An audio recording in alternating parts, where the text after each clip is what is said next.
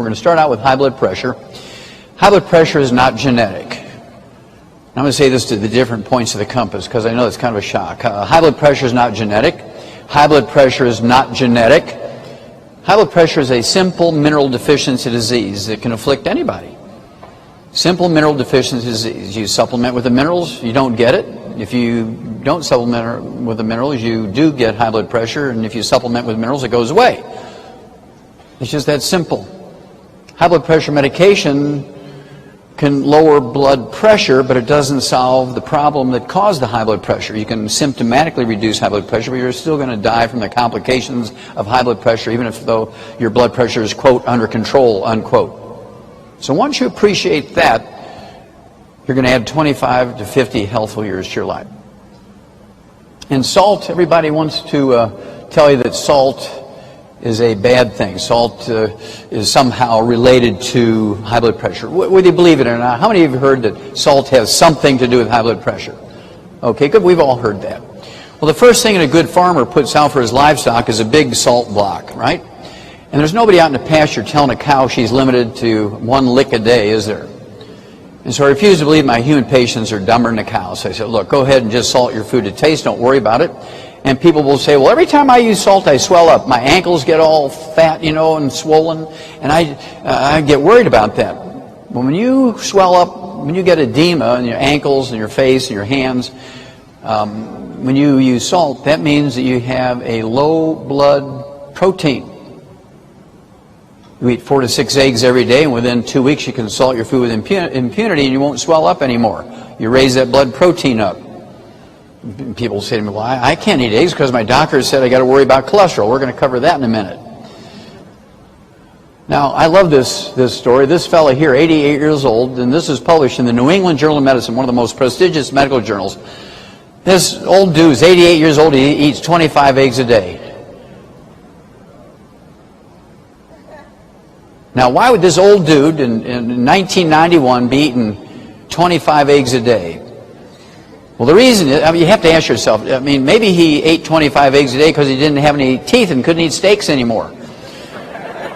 Or maybe he owned an egg ranch and, you know, was quality checking his product. But the reality is, when you read that scientific article, the more eggs he ate, he realized he became more studly. He became more studly the more eggs he ate.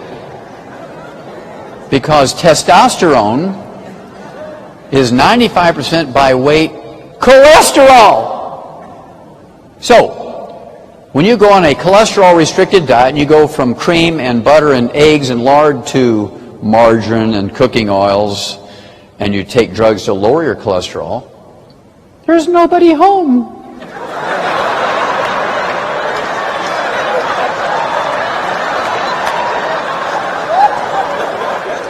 So ladies,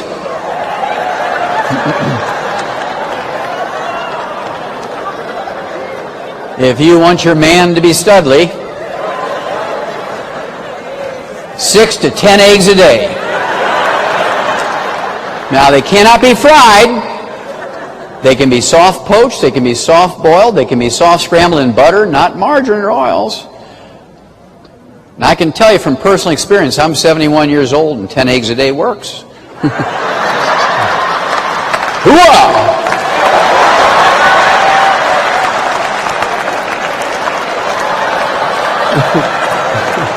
See, now the ladies, gentlemen, the ladies understand what I'm talking about. Okay. That little box down there in the middle, this was actually the same study I just showed you on salt. That particular study was actually a government study called the Sodium Task Force. They said medical doctors want you to get your salt intake to 1 gram a day, which is kind of like a half a teaspoon of salt a day. And if you do that, it increases your risk of dying of a heart attack by 600%. By following the doctor's advice, it increases your risk of death from a heart attack by 600%. If you defy your doctor and take double and triple the dose of salt that they're recommending, you actually live 25 years longer and don't die of a heart attack. Isn't that amazing? Okay, that's a government study. Okay, next. Again, for those of you who weren't here last night, this is a big study published in February of 1999 in Scientific American. Scientific American sent a group of genetic and DNA scholars to Nigeria. They went out into the forest of Nigeria, and their task was to find one black tribesman who had normal genes for blood pressure. They were going to take his blood and genetically engineer him and make a vaccine and come back to America and inject every black man with his vaccine to get everybody's blood pressure down to normal. When they got to Nigeria, they were shocked to find out that only 7% of the people in Nigeria had high blood pressure, 93% were normal. They were just shocked. Because in Chicago, the number or the percentage of people who had high blood pressure who had a genetic relationship to Nigeria from the old slave days, 33% had high blood pressure in Chicago, but only 7% in Nigeria. And that tells you immediately that it's not genetic, because your position on Earth doesn't determine how a genetic disease will manifest itself. So if it was genetic, it'd be 7% in Nigeria and 7% in America. Or if it was genetic, it'd be 33% in Chicago and 33% in Nigeria. But the fact that this big disparity tells you immediately it's not genetic. So what was the difference? Why these people in Nigeria were protected? Well, because they actually were primitive. They had no electricity, and so they still used wood for fuel to heat their homes and cook their food. They would take the wood ashes and use that as a fertilizer, and wood ashes is a misnomer, because the stuff that's left when you burn wood for fuel is not really ashes. It's the minerals that the tree had picked up out of the ground. You burn the carbon, and these minerals are put into the gardens. The okra and the sweet potatoes and the onions and the tomatoes and corn take up these minerals. You eat those foods, you get the minerals in that fashion. Well, how many of you, raise your hand, how many of you live entirely out of a garden and never go to a grocery store anymore? Well, looky there. Okay, well, that's a big problem, as you'll see in a moment. Okay, next slide, please.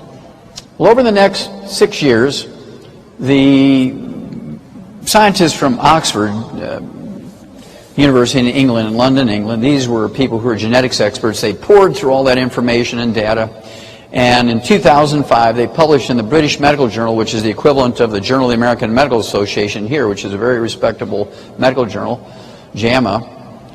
They said in the British Medical Journal in January of 2005 that high blood pressure is not genetic.